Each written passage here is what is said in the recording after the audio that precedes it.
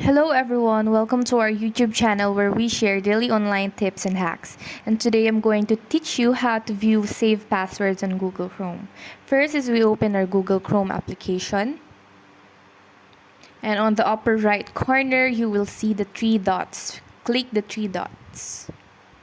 And then look for settings here on the second lower option above health and feedback. Under basics, find passwords. Then click. Then you will see the check password. Click on it. And here you will find your passwords in different sites that you chose or allow to save your passwords to. And can view them so that you won't forget and can remember what your passwords are.